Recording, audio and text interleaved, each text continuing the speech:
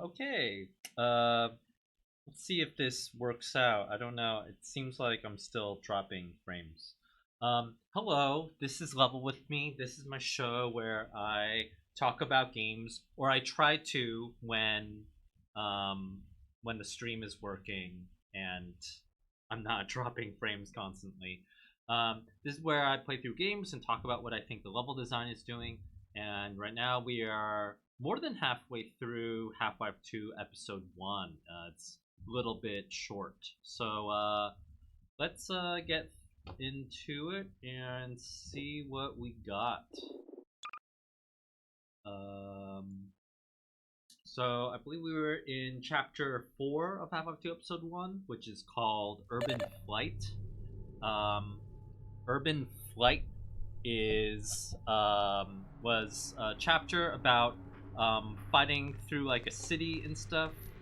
Here, I'll show you what's going on here. There's like a lot of glitching going on here. So we just fought through this whole section where we were like fighting like soldiers and zombies and all that stuff. And now we're entering the next section of this chapter, which is kind of hospital themed a little bit. So yeah, let's get into it. So the hospital theme is a little bit interesting because it's continuing a trend that we've been seeing in Half-Life 2 Episode 1 for a while, which is that it feels kind of like a mod. It feels like they're drawing upon the greatest hits of the original Half-Life 2 while trying not to need like too many new assets or too many new features and stuff. And the hospital theme is certainly in that vein and continuing that vein, where it inherits a lot from Nova Prospect, which is the prison part of Half-Life 2 Episode 1, and Half-Life, the original Half-Life 2. And like specifically, like these door frames, I'm pretty sure are just copied straight from the original Half-Life 2. But to try to like throw a bone to the player or like cement the idea that this is a hospital, they modeled one new prop, this humble like gurney kind of mobile bed thing. If this bed thing wasn't here, you wouldn't really know that it's a hospital. So this prop is kind of doing a lot of work here. And to me, it's the level designer trying to be like, hey, this is new content. Look, here's a bed. You've never seen this bed before, right? To me, it's a very specific gesture to have this near the beginning of this level. Going, go here. The other new prop going on here is, oh, there's the level transition. Other new stuff going on here. Keep an eye out for medical supplies. Oh, this is the hospital? Yeah, this is a nice little bed. Again, this is the one thing that identifies this as a hospital. They use some tiles, but these tiles are kind of reused from the highway tunnel sections of Half-Life 2. Plaster is, like, pretty common. Let's see, what else is there? There's also this prop. I don't know if this is brushwork or static mesh. Let's see. Oh, no, it's brushwork. Pretty nice and clean. Look at that shape. Nice. Where this is the other kind of unique gesture they're doing, this archway here, along with this pretty smart yellow wall texturing right here, to elevate it a little bit more above some of the prison architecture. Although you could argue that hospitals are basically prisons, and prisons are basically schools, and these are all systems of control that society imposes on us, etc., etc. Oh, this smart little... It's really weird how this casts a shadow, but this doesn't. They're both physics props. Why does this one have shadows turned off? It's just really bizarre. Like, this has been a constant theme for the past few weeks about how a lot of Half-Life 2 is very much like neglected, especially the lighting, where they just recompiled all the lighting and didn't really relight it properly or think about how to update everything. And I think this is just another one of those examples where it's just very obvious if you're playing through that this looks weird and feels awkward, but is it worth anyone's time at Valve to go through episode 1 and update it?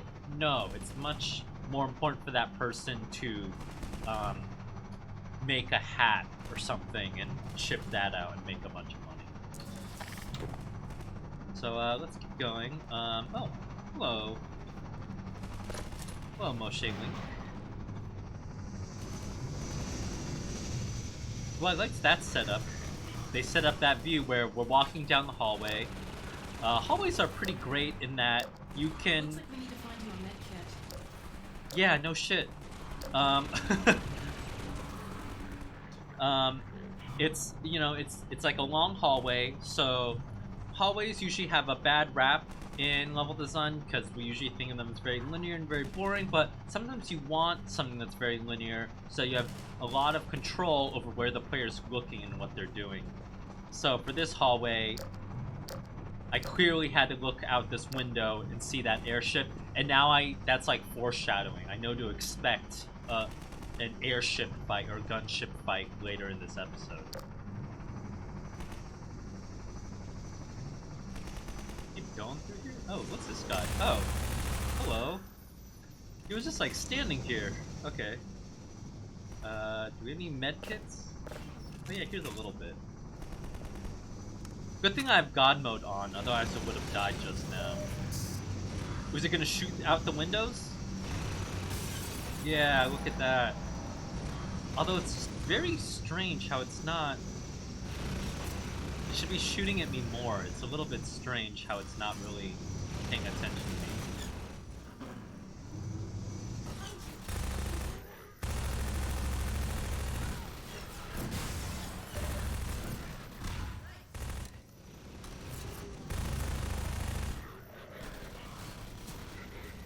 In the chat, Kateri asks, what do we do with...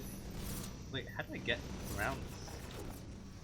Oh, I have to use, like, a physics prop to trigger the lines. There he asks, what do you do? How do you have a talk with your child who has become a Half-Life 2 fan, but you have to tell them that Half-Life 3 is never coming out? I mean, for now, you can just say, you know, adult world's very complicated. That can be the talk you have with them. Oh, look, more hospital props. You can also just tell them that Half-Life 3 is in development, because it kind of is. It's like an open secret around the game industry that it kind of is in development. So, don't worry. Just keep the faith and keep them engaged in first-person shooters. Where was I? Oh yeah, I wanted to look at all these, I wanted to look at these hospital props. So, this is our first glimpse of all the hospital props together, kind of in one room, where here we have this IV stand, we have, that's not hospital prop, I believe this shelf, this is modeled for the hospital, it's a hospital shelf, obviously. And I believe these handrails were modeled for the hospital as well, which does seem like a very hospital-like detail. I believe hospitals would have a lot of handrails everywhere to help patients be mobile and stuff. And then here we have a handrail. This looks like a very handicap accessible. Well, not really, but you know they tried kind of toilet here for the room. Wow, fancy! It's like en suite, you know. Okay, let's keep progressing.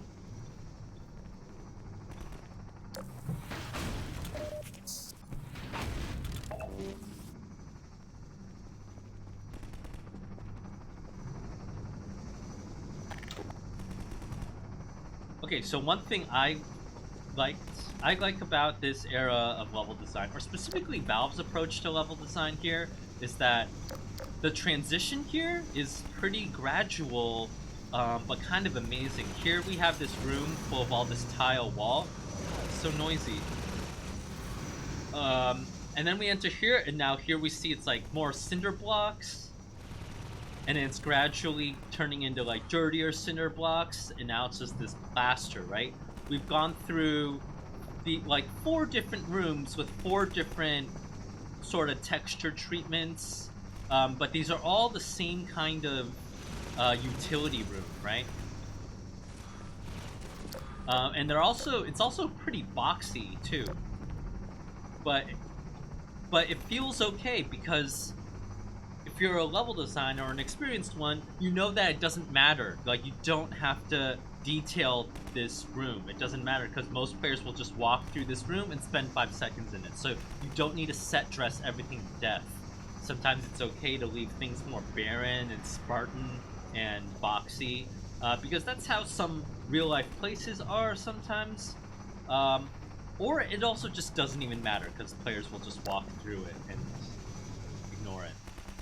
Or maybe you want to spend all your detail on this gorgeous little set piece, where here the gunship is going to blast through this entire room. Oh, do we have rockets? Oh, I guess we do have rockets. And have to shoot out the gunship. Where's the gunship? Oh, there it is. Ah, but I can't even get a good view of it. This is where it's kind of like destructible environments in a way that's very consistent across the whole Half-Life 2 series.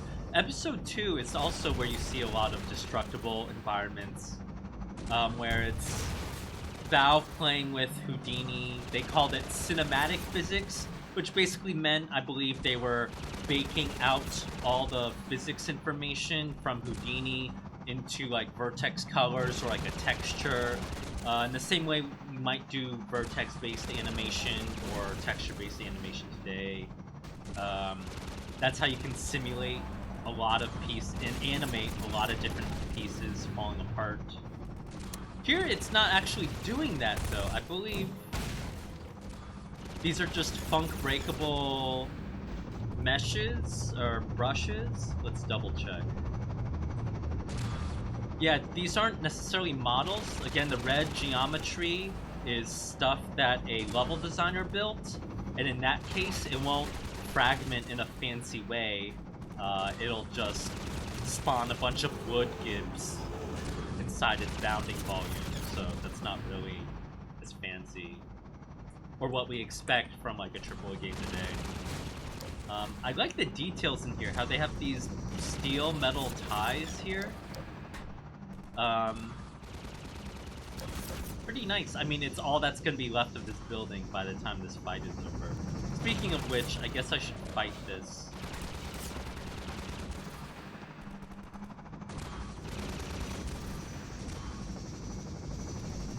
Get more ammo.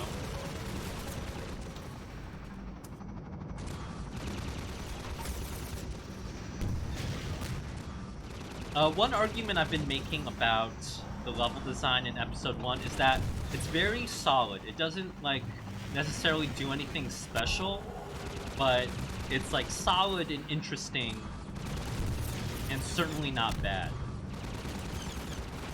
So for instance, this set piece is super interesting because it's built-in pacing, because it's really hard to destroy the gunship until you get a good view of it.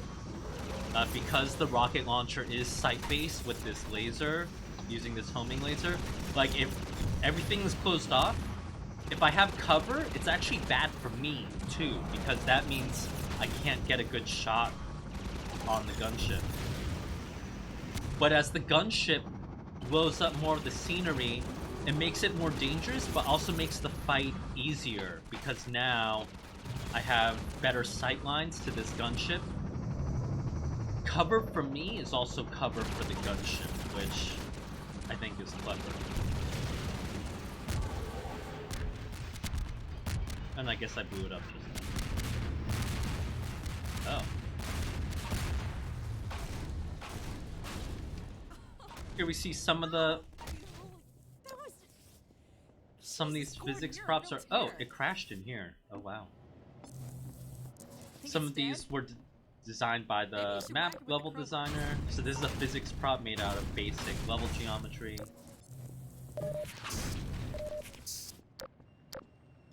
But you'll notice a flaw with this is that it's lit very strangely because it's been light mapped. So Oh God, not again. we actually can't even light it properly.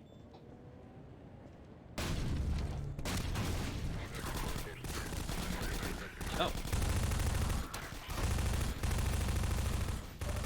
Oh, I should probably turn God mode off, sorry.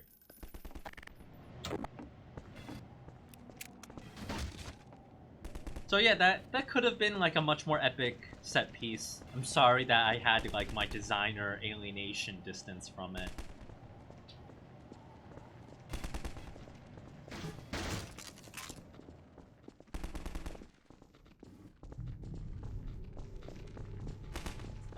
Yeah, in the chat, Radu Tanizi has some great recommendations for mods that kind of extend the Valve typical Half-Life 2 style. So stuff like Minerva, Research and Development, and Mission Improbable are all seen as like very high quality level design things that also mix up the gameplay in a very Valve kind of style, where there's a little bit of combat, then a lull in the combat, then some puzzle stuff, then more combat, and yeah, it's a very typical Valve style.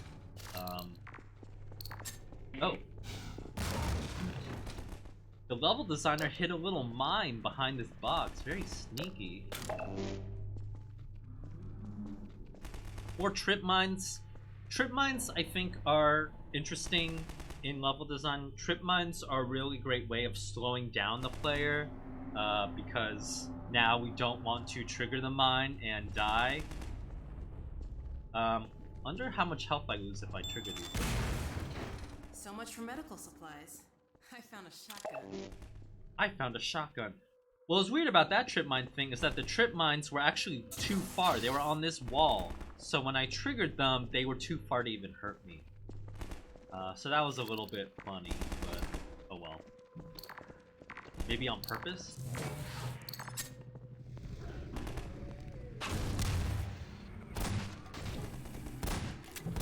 Just look at the lighting. The lighting just looks all wrong. Why is this so bright?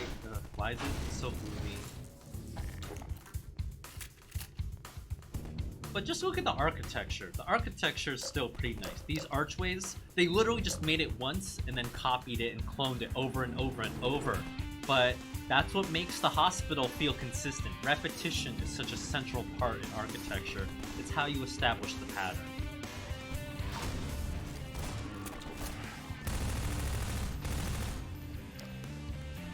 Does anyone remember this room? I'm pretty sure they copied and pasted a lot of it from the previous hospital room we saw. Except there's US style electrical sockets, which is kind of strange, inconsistent. Or you could read into it and argue that that means Half-Life 2 Episode 1 is actually set in North America or Japan, where they use these styles of plugs.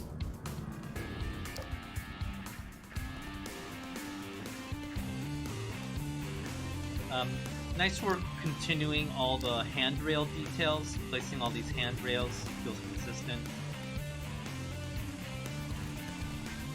Ooh, I really like this prop. When you take it out into the lights, you can see it better. This prop is gorgeous. It's like a surgical tray slash like patient like wheel tray. Like the idea is that, oh, how do I get it upright? Right, this is what you get served your lunch and dinner on because you're like stuck in bed, so then they can wheel this tray to you. It's just gorgeous because the shape is so interesting. Right, it's like this weird metal bracket thing. But it's also my friend. Uh-oh.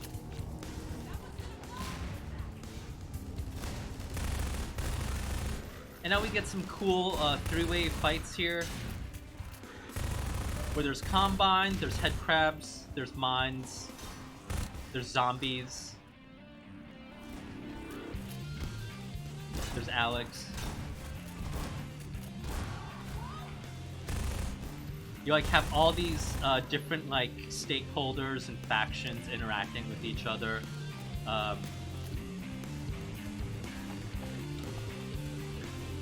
And that's just kind of fun. You get all the like simulation-y bits of Half-Life 2. You get to showcase those.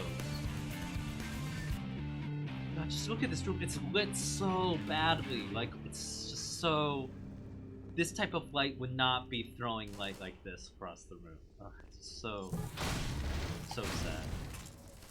Please, Valve, just pay like a mapper, pay like a modder.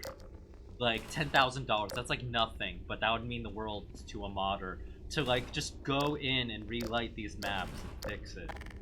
Ugh.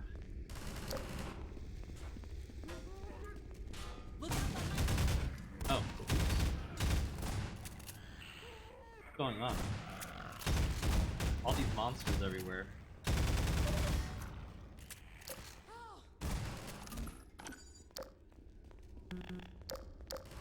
What's interesting about this encounter is that they specifically lit this exit sign right here, as if we're supposed to go through this door, but then you're not. Also, there's no doorknobs, so you can't even do anything there. Oh look, here's a sign. Now we know we're in a hospital. I guess this is like a waiting room.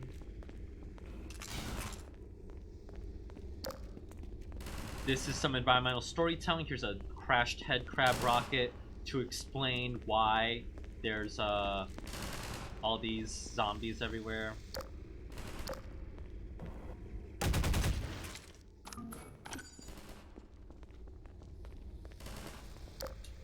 I think one mistake they made with this hospital setting, though, is that they picked something that feels like all these narrow doorways do not showcase Alex's AI very well, because now she's just always in my way. Oh, Mana Hunter KO in the chat says that the Russian text here is scuffed. Do you mean it's wrong? It's inaccurate?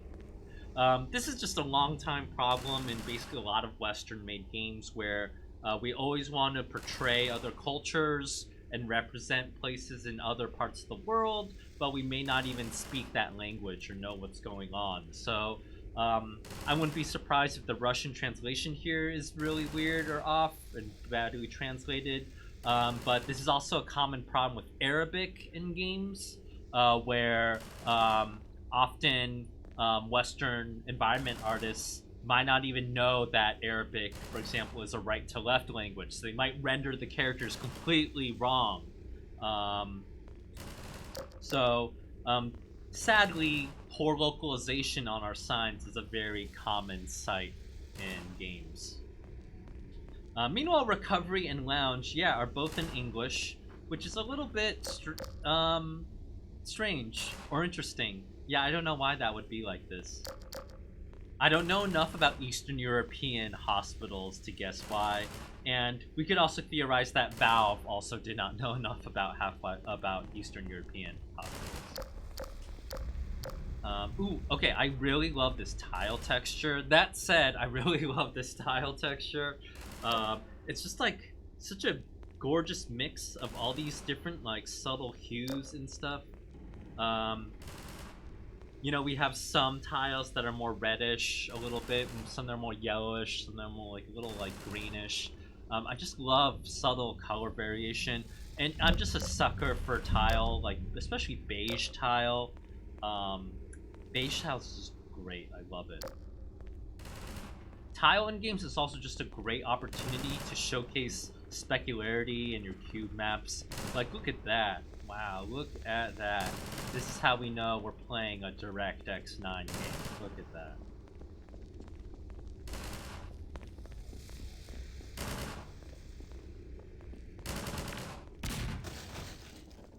Oh, and now we're entering like a new theme again. This is the level designer trying to be resourceful, designing a like kind of surgical theater room. But a lot of this is improvised, right? These are all reused props from throughout Half-Life 2. This is like an improvised like medicine cabinet built out of simple brushes. But there's these cool surgical theater lamps that I'm a big fan of. And they also did some of this nice cable work here. But overall, like, I would say it doesn't quite feel polished or set dressed or unique. It does feel very, like, improvised in the end.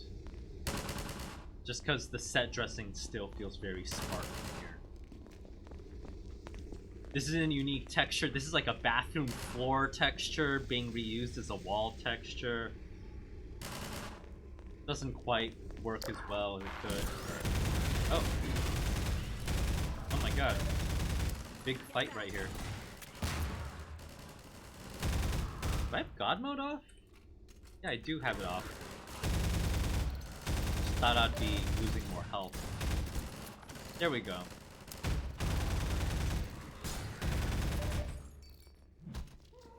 What the heck? It's not helping me at all.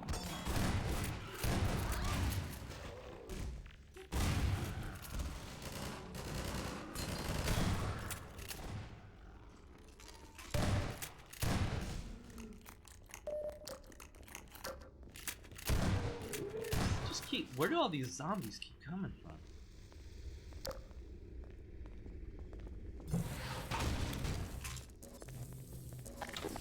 Let's no-clip for a little bit to look at how this layout and fight played out. So came around here.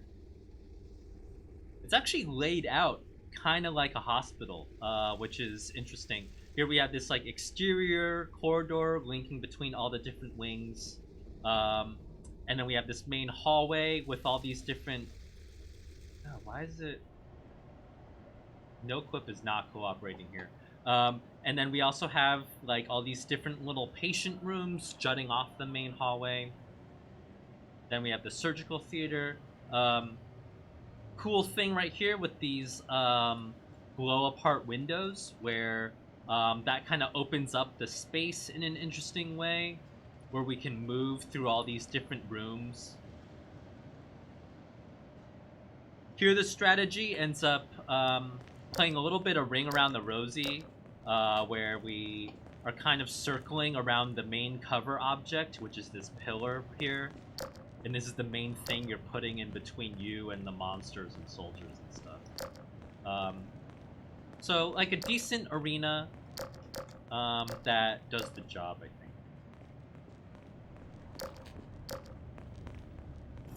In the chat, you Gurketti says, you play good for an academic. Thank you. Didn't always used to be an academic. I used to be a gamer. Oh, nice detail putting a little fire extinguisher alcove here. Ooh, I really like this detail too. Check this out. This right here, it looks like this is actually part of the texture. I would have thought this would have been a prop or additional geometry, but, or is that decal? I wonder. No, it looks like that's actually like baked into the texture, and then they had to align the texture like that. Interesting. I think it would have been easier to just model that as brush geometry, but oh well, that's what they did.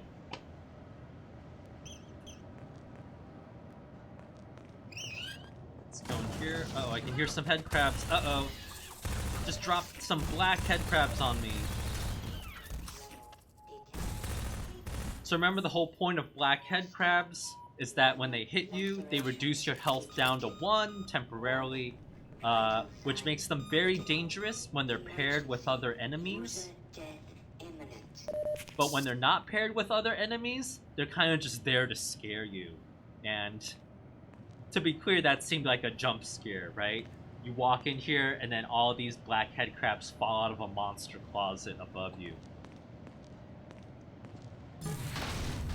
Which feels strange to me because we've seen a few cases where the level designer has done that. They've constantly placed all these black head crabs alone by themselves, where they can't actually be dangerous or necessarily useful.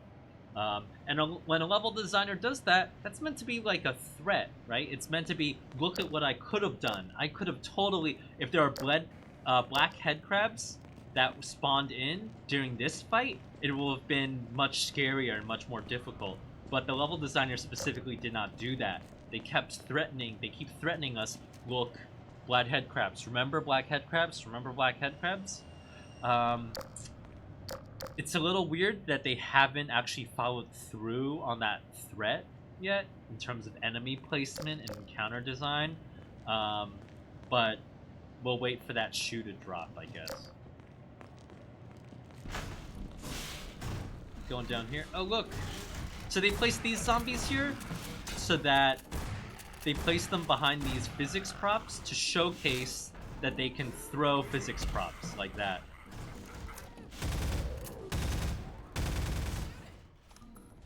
That's not really that interesting as an encounter. It's kind of doubles as a weird tech demo kind of thing. To be like, look, this game system is interacting with this other game system. Look at that. Gameplay-wise, it's not super interesting. It rarely happens just because you can kill zombies much faster than the rate at which they can hit or slap physics objects at you. So if I was playing more seriously, like, it would never happen. Really. Here we see a bunch of zombies knocking through this unbreakable glass. So this is more foreshadowing. Pretty cool though. I'm into it. Can we open the door? Oh no, we can't open the door and let them in. That's sad. We could barricade this, although that doesn't really do anything. This is a fun encounter where they're giving us a glimpse of what's going to happen, and then we have to presumably find another way around this locked door. And the way they reinforce that is with this giant spotlight right here to reinforce, oh, you should go through this giant door with all this blood coming out of it. Maybe that's the way around it. So that's like their breadcrumbing, signposting kind of thing.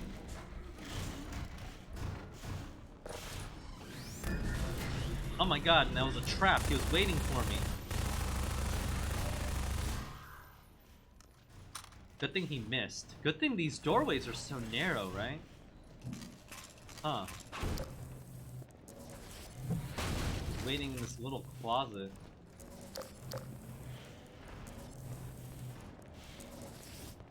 Wait, this wasn't the way. This is a dead end. Uh-oh. Uh-oh, they burst through.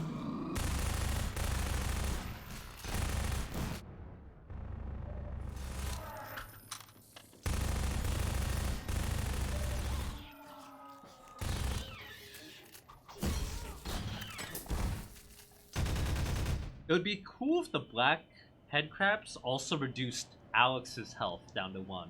But in practice, that probably doesn't happen, because then if she dies, the game is over. So, it's not necessarily as systemic as we might like. So this is like another big surgical theater themed room, but yeah, it just feels very bare and a little bit weird. Would they have modeled another sink too? Something that's more like a medical surgeon sink?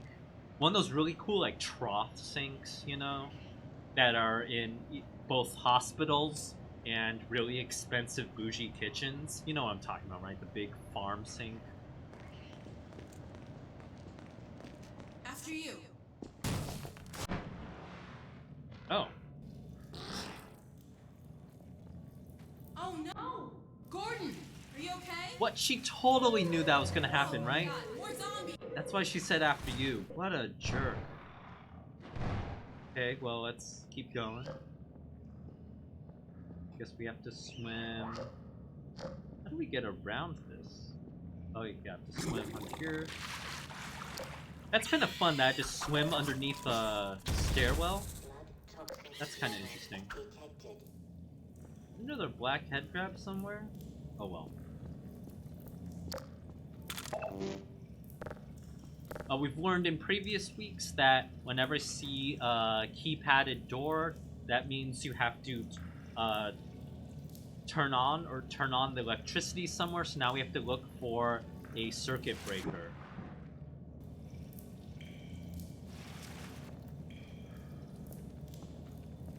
And one way to find that circuit breaker is to follow this cable in true video game fashion that the level designer has specifically placed for us to follow. Or you can also follow these high voltage signs, which also imply some kind of circuit breaker somewhere, and here it is. Uh-oh. But now we have to be careful. Because now, uh-oh, if we walk in this water, it's been electrified. See, I get hurt real bad. One interesting thing about how electricity damage works in Half-Life 2 is that it gradually ramps up. So if you just get a little jolt at first, it's not too bad. It only takes away a little bit of health. But if you stay in there, it does exponentially more and more damage until it kills you. Which is a really cool damage model. It's like just enough to make it feel dangerous while still fulfilling your requirement for like a lethal volume that the player cannot enter. Here I guess the way. Uh-oh, that was bad.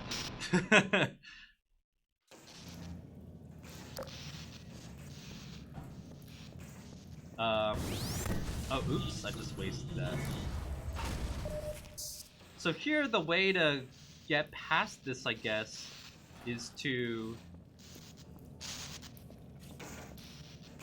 Well, you have to undo the puzzle, because the way to get past this is to have enough physics props to build a little bridge for us to run across. So if you didn't do that ahead of time, you actually have to undo your puzzle progress and source all the props ahead of time, which is just super, super good level design. I love it when games do this. You'll note that... Uh-oh. You'll note that episode 1... Oh my god. You'll note that episode 1 has actually done this a few times before. Especially in the first or second chapter of this game, where we had to undo our progress. Hey, get back here. That's my barrel. You're trying to steal my barrels.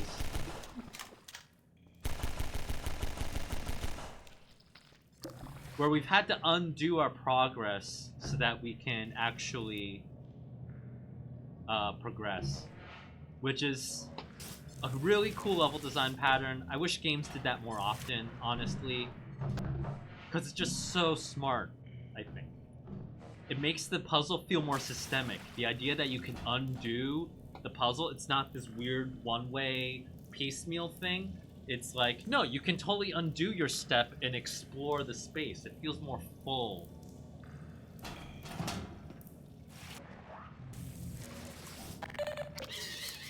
Oh, hello. Hello, little boy. Blood toxin. Killing them always feels a little sad, though. They sound so helpless.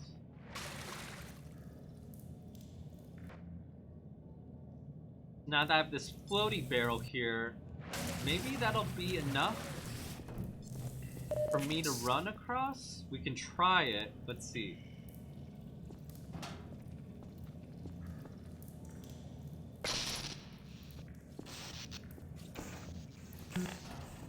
Oh wait, I have to wait for my sprint to charge up again. Because my flashlight energy is connected to my sprint energy, so... Doesn't that happen to everyone? You know, if you use a flashlight for too long, you can't run.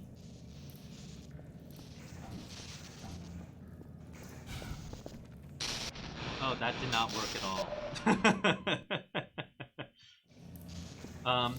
Yeah, the Seesaw, in the chat, Radu Tunisi has a good point about how Seesaw puzzles are actually kind of still annoying.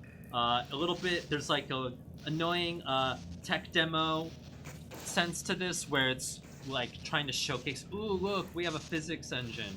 But part of the problem of the Seesaw puzzle is that it just feels the physics simulation isn't that good, right? It's still very like coarse and sloppy, and you're still guessing what the weight of things are. Ideally with the Seesaw puzzle, you could actually feel if it's balanced or not, or if it feels good. But because we're playing through a screen with a mouse, we don't have that interface. So the game feel of the Seesaw will never really feel good. And to a certain extent, that's why they're always bad.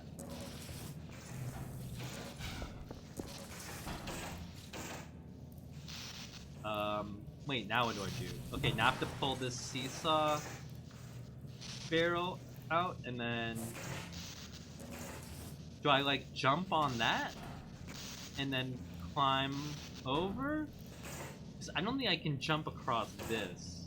I'm supposed to jump on this concrete pillar here.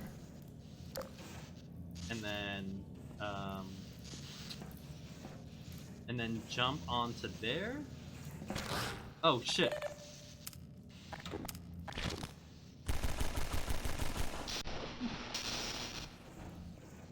I thought they were dead.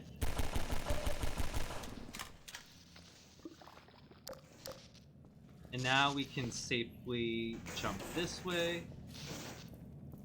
And now we're there. Yeah, I think I like how this encounter plays out, despite the fact that seesaws are just a little bit gauche and not quite interesting. I think I like how this encounter played out.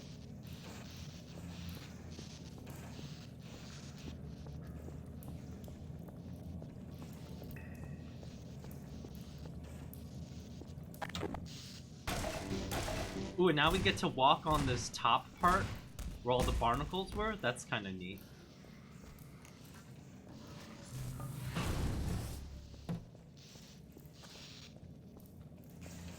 Oh, hello, Sorry Alex. about leaving you alone down there, Gordon. You're not I sorry got a at bit all. swamped.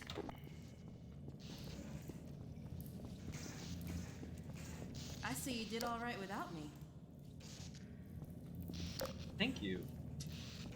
Okay, so I love this. I love this short little stairwell because it's the kind of thing you see in buildings all the time. Where, especially if you have two buildings and then you're knocking down a wall between them, the floor plates are actually at different heights. So then it's too much work to like knock down the entire building or like rebuild the entire floor, right? So instead you'll see this crutch a lot, right? Especially in New York, where we often knock down walls between buildings all the time, and then there's these like awkward joints and awkward hallways to join the two buildings.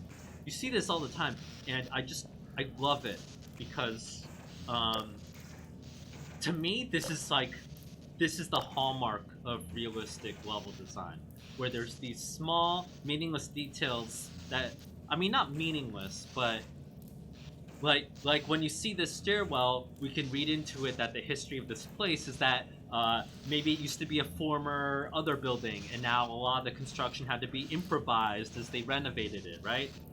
That might explain why there's this weird, awkward, empty concrete room, right? Maybe it used to be something else, but then hospital operations reorganized, right? So we could imagine why, like, this really interesting story, why these stairs are here. And to me, this is the best environmental storytelling. Environmental storytelling that isn't just blood written on a wall, it's about the structure of the place and getting you to question why this place was structured by it.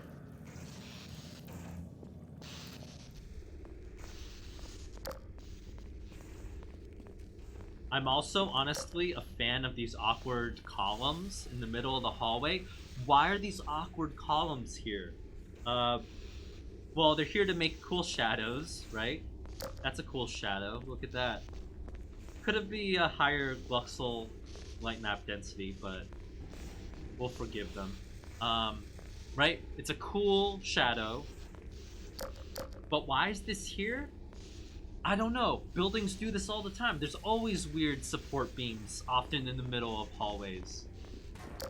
So I just totally, as well as English payphones, as well as Western payphones, right?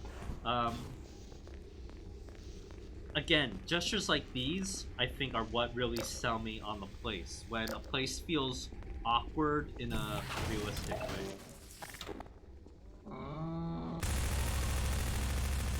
I imagine most players would just stand up here to shoot this high health, dangerous enemy. Or if you were a better player than me, you probably would have dropped a grenade down like that. Because those zombies move so slowly, it's easy to catch them with the grenade. And then once it's safe, you jump down here. And then you feel really smart for doing it. Oh, we have a bunch of mines here. This is repeating a... Oh. He doesn't sound good. This is repeating a set piece from the original Half-Life 2, where we had to set up mines.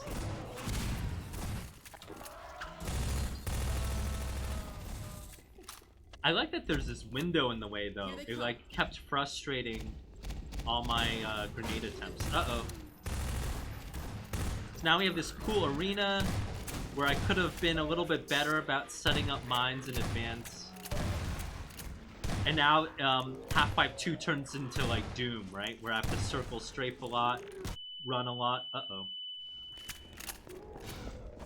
Manage my ammo.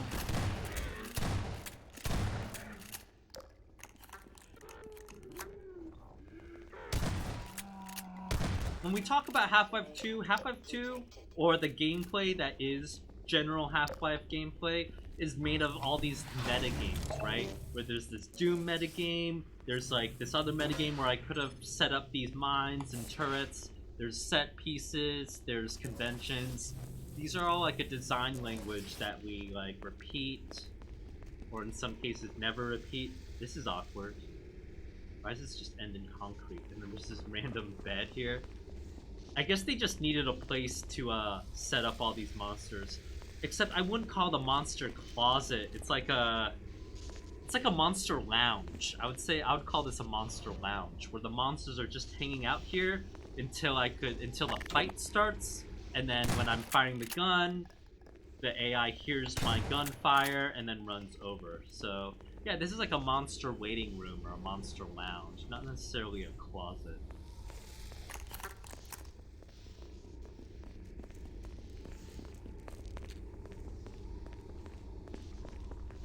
The arena is fairly simple here, as you can see.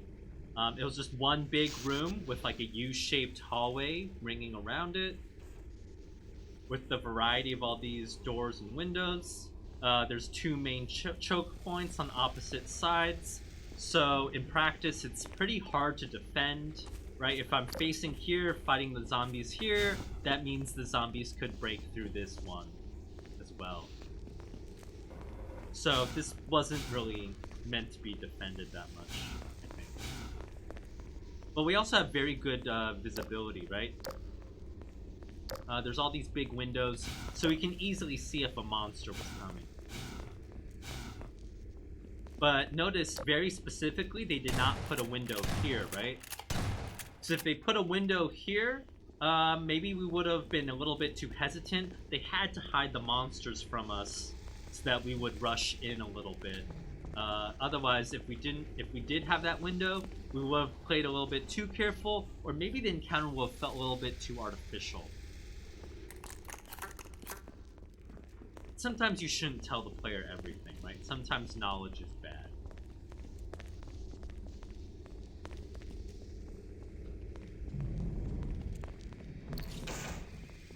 What kind of hospital is this?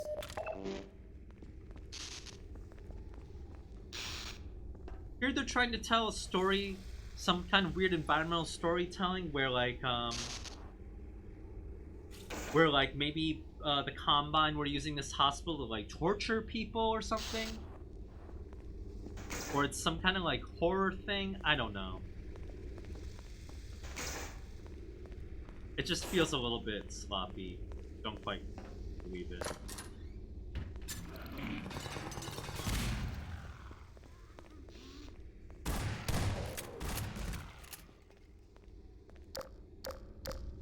In the chat, someone asks, how do enemies decide whether to attack Alex or the player?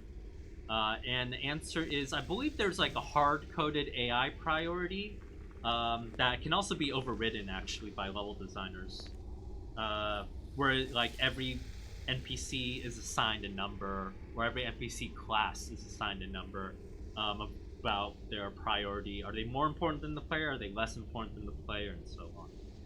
And then you just sort by number in the AI's list of targets, and then the AI picks the top target list. I don't know. That's just me guessing. Uh-oh.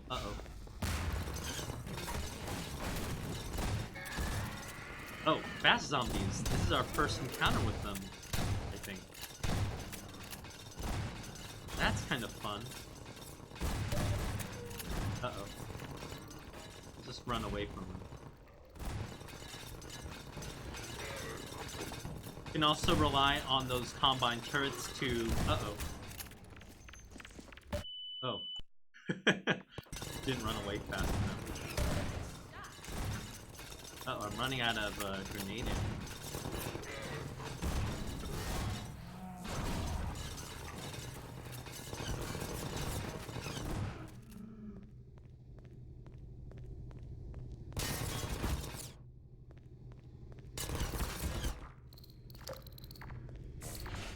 Look at all this blood from Morbid.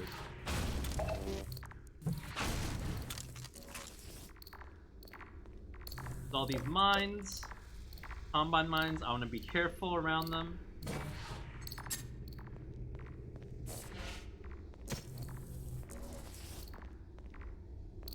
Because they limit my maneuverability.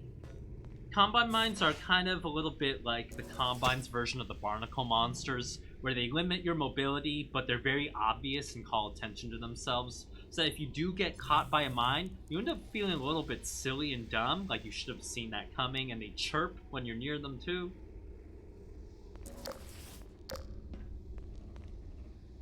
This is kind of the secret of good enemy design, I think. I think a good enemy is really loud, so that you see them coming from a long way away. And that makes them feel smarter and have consistent behavior. Oh my god! Oh my god, that plan did not work. Run away. Run away. There's a question about how Alex's health works, so let me just turn on her text again. Here you can see I turned on debug text for her. You can see her health is currently set at 80, but if she loses health, she regenerates health very fast. So in practice, that means that she can survive most fights, but if like 2 grenades explode right next to her, that's enough damage that very fast, very quickly, that she will die. Okay, let's try that again. Okay. That was a really nice encounter where I'm like, okay, I'm gonna make a B run into it, and then I B runned right into those monsters. Kind of funny. Sense of humor. Can I use grenades? Maybe I can just pull it from here. There we go.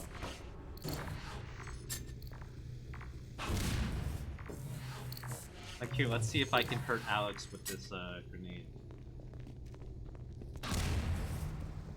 Looks like she didn't lose any health. Maybe friendly fires off.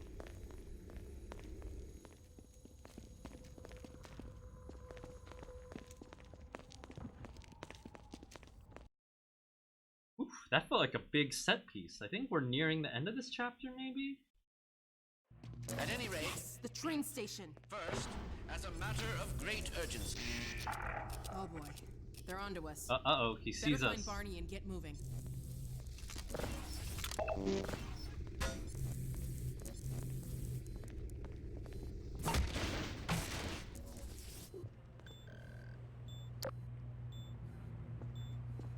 And now we're back out, and I think I'm gonna stop around here, actually. Because I have to teach, so I have to prep class. But I think, you know, that covered the whole hospital section, so I think that was a solid hour, or around an hour. Thanks for hanging out, and thanks for checking out the stream. When we come back next week, I guess we'll be... I think this is a big, like, boss fight with a Strider, I believe? I think that's what happens in this next set piece. So it's around the end of the game anyway. So next week we'll finish up Half-Life 2 Episode 1. Thanks for hanging out on the stream. Sorry if there were any, like, bandwidth, internet problems. I don't know what's wrong with my internet sometimes, but hopefully the stream was pretty smooth today. Thanks for hanging out with me, and see you next week, or also see you tomorrow, where I'll be hosting Game Center Live, which is the talk show with NYU Game Center, where we host students, and I complain about things, and we also talk about industry news and stuff. Check that out. That's 1 to 3 p.m. Eastern Standard Time on the NYU Game Center Twitch channel. All right, have a good rest of your day, and see you all around. Bye.